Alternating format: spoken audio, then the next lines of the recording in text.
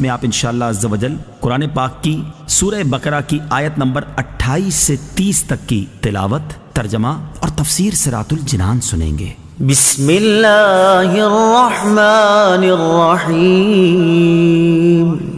ترجمہ: اللہ کے نام سے شروع جو نہایت مہربان رحمت والا ہے۔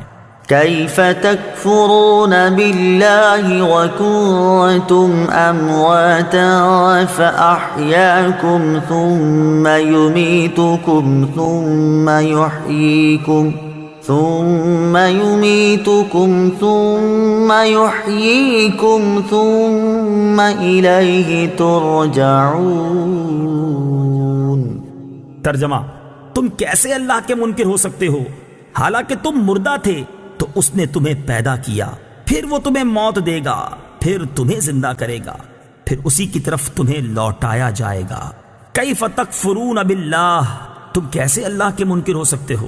تفسیر صراط الجنان میں ہے، توحید و نبوت کے دلائل اور کفر و ایمان کی جزا و سزا ذکر کرنے کے بعد اللہ تعالیٰ نے اپنی خاص و عام نعمتوں کا اور قدرت کی عجیب نشانیوں کا ذکر فرمایا، اور کفر کی خرابی اور برائی کو کافروں کے دلوں میں بٹھانے کے لیے انہیں خطاب کیا کہ تم کس طرح خدا کے منکر ہوتے ہو، حالانکہ تمہارا اپنا حال اللہ تعالیٰ پر ایمان لانے کا تقاضا کرتا ہے، کیونکہ تم بدن میں روح ڈالے جانے سے پہلے تمام مراحل میں مردہ تھے، یعنی کچھ نہ تھے یا بے جان جسم تھے، پھر اس نے تم میں روح ڈال کر تمہیں زندگی دی، پھر زندگی کی مدت پوری ہونے پر تمہیں موت دے گا، پھر تمہیں زندہ کرے گا۔ اس سے یا تو قبر کی زندگی مراد ہے جو سوال کے لیے ہوگی، یا قیامت کی، پھر تم حساب کتاب اور جزا کے لیے اس کی طرف لوٹائے جاؤ گے۔ تو اپنے اس حال کو جان کر تمہارا کفر کرنا نہایت عجیب ہے۔ اس آیت میں غور کریں تو ہم مسلمانوں کے لیے بھی نصیحت ہے کہ ہم بھی کچھ نہ تھے، لیکن اللہ تعالیٰ نے ہمیں زندگی عطا کی اور زندگی گزارنے کے لوازمات اور نعمتوں سے نوازا، تو اس کی عطاؤں سے فائدہ اٹھا کر اس کی یاد سے غافل ہونا اور ناشکری اور غفلت کی زندگی گزارنا کسی طرح ہمارے شایان شان نہیں ہے۔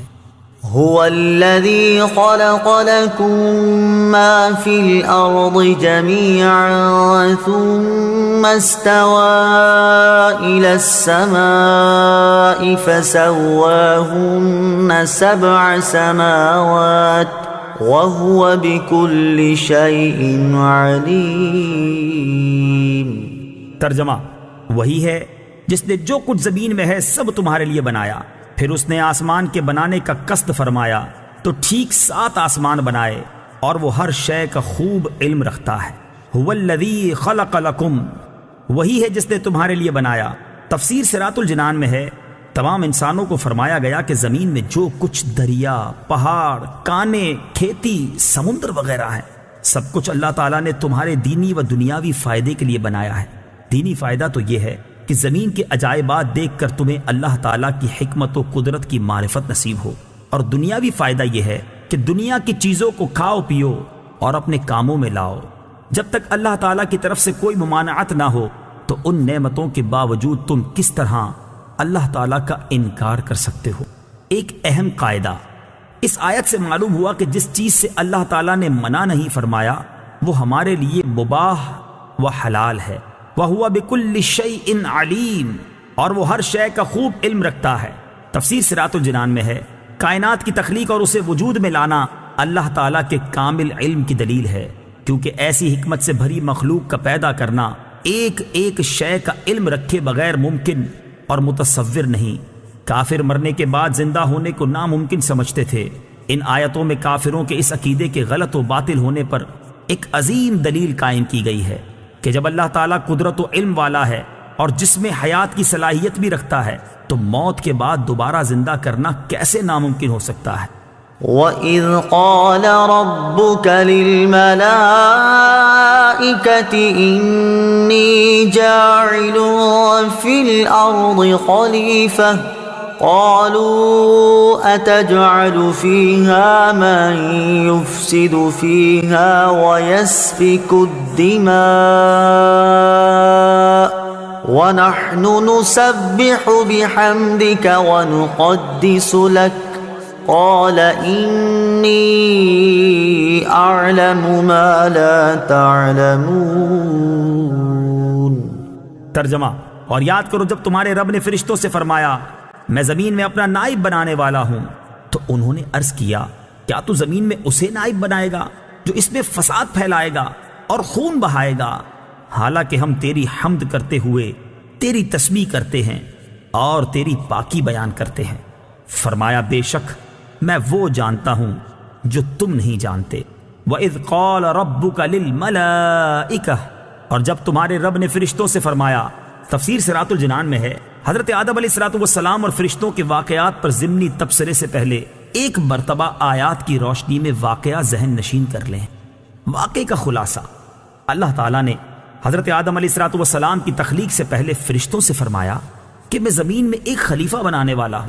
اس پر فرشتوں نے عرض کی اے اللہ عز و جل، کیا تو زمین میں اس کو نائب بنائے گا جو اس میں فساد پھیلائے گا اور خون بہائے گا، حالانکہ ہم ہر وقت تیری تسبیح و تحمید کرتے ہیں، یعنی تیری خلافت کے مستحق ہم ہیں۔ اللہ تعالیٰ نے فرمایا جو مجھے معلوم ہے وہ تمہیں معلوم نہیں۔ پھر اللہ تعالیٰ نے حضرت آدم علیہ السلام کی تخلیق کے بعد انہیں تمام چیزوں کے نام سکھا دیے، پھر ان چیزوں کو فرشتوں کے سامنے پیش کر کے فرمایا کہ اگر تم اس بات میں سچے ہو کہ تم ہی خلافت کے مستحق ہو تو ان چیزوں کے نام بتاؤ۔ فرشتوں نے یہ سن کر عرض کی اے اللہ عز و جل، ہمیں تو صرف اتنا علم ہے جتنا تو نے ہمیں سکھا دیا، ساری علم و حکمت تو تیرے پاس ہے۔ پھر اللہ تعالیٰ نے حضرت آدم علیہ السلام سے فرمایا اے آدم، تم انہیں ان تمام اشیاء کے نام بتا دو۔ جب حضرت آدم علیہ السلام نے انہیں ان اشیاء کے نام بتائے تو اللہ تعالیٰ نے فرمایا اے فرشتوں، کیا میں نے تمہیں نہ کہا تھا کہ میں آسمانوں اور زمین کی تمام چھپی چیزیں جانتا ہوں اور میں تمہاری ظاہر اور پوشیدہ باتوں کو جانتا ہوں۔ انی جاعل فی الارض خلیفہ، میں زمین میں اپنا نائب بنانے والا ہوں۔ تفسیر صراط الجنان میں ہے خلیفہ اسے کہتے ہیں جو احکامات جاری کرنے اور دیگر اختیارات میں اصل کا نائب ہوتا ہے۔ اگرچہ تمام انبیاء علیہ السلام اللہ تعالیٰ کے خلیفہ ہیں، لیکن یہاں خلیفہ سے حضرت آدم علیہ السلام مراد ہیں، اور فرشتوں کو حضرت آدم علیہ السلام کی خلافت کی خبر اس لیے دی گئی کہ وہ ان کے خلیفہ بنائے جانے کی حکمت دریافت کریں اور ان پر خلیفہ کی عظمت و شان ظاہر ہو کہ ان کو پیدائش سے پہلے ہی خلیفہ کا لقب عطا کر دیا گیا ہے، اور آسمان والوں کو ان کی پیدائش کی بشارت دی گئی۔ فرشتے کیا ہیں؟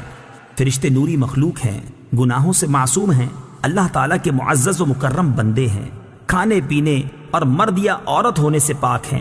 فرشتوں کے بارے میں مزید تفصیل جاننے کے لیے بہار شریعت جلد نمبر 1 کے صفحہ 90 سے ملائکہ کا بیان مطالعہ فرمائیں۔ انی اعلم، بے شک میں زیادہ جانتا ہوں۔ تفسیر صراط الجنان میں ہے فرشتوں کے جواب میں اللہ تعالیٰ نے فرمایا کہ جو میں جانتا ہوں وہ تم نہیں جانتے، کیونکہ خلیفہ بنانے میں میری حکمت تم پر ظاہر نہیں۔ بات یہ ہے کہ انہی انسانوں میں انبیاء بھی ہوں گے، اولیاء بھی اور علماء بھی، اور یہ حضرات علمی و عملی دونوں فضیلتوں کے جامع ہوں گے۔